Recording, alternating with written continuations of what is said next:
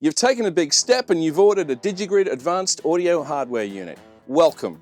So you know what to do when it arrives on your doorstep, let's take a look in the box and show you how to get up and running. First things first, Ethernet cable. This is a Cat5e cable. Now if you need to add more for more units, make sure that when you're buying them you're asking for Cat5e or Cat6. Cat5 cables are not supported.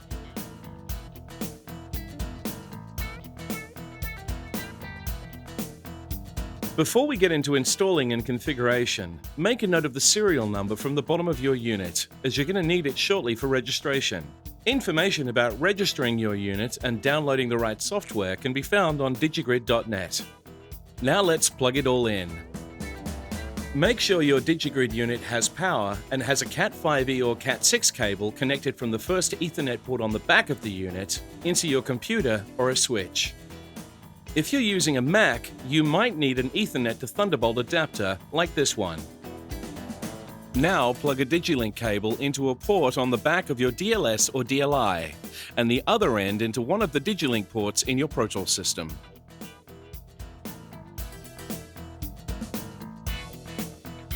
There are two switches here on the back. If you're using your DLS or DLI natively with a DigiLink enabled I/O, like a Blueface, or even a newer one like the Omni I'm using here, select SGP for the first switch, then when we get to launching your DAW, select SoundGrid as your playback engine.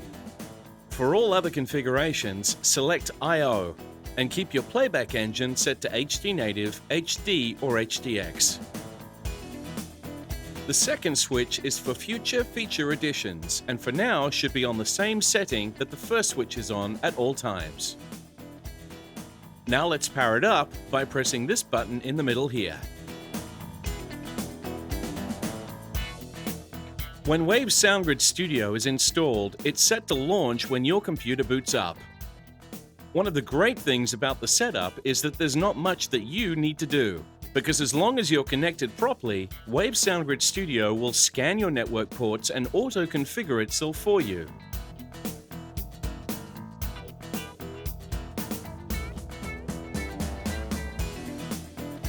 If, however, you need to find the correct network port yourself, just hit this scan button and the software will scan again and find your correct port. Or you can select it manually from the list. What you're seeing in this video at this time should replicate what you're seeing on your own setup in your studio. The LED in the top right corner on the GUI should be green. You'll see that Wave SoundGrid Studio has identified your DiGiGrid interface in Rack A.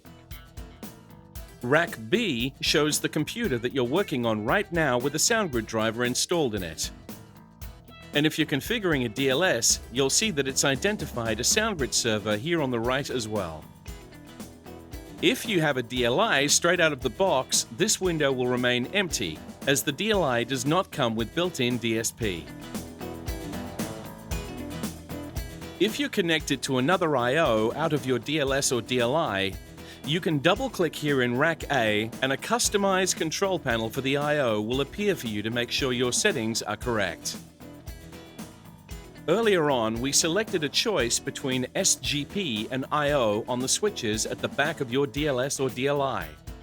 The next part is important, as it will make sure our hardware and software are in the right mode. When you launch your DAW for the first time after install, this window will pop up. It's asking you which hardware configuration you're about to use.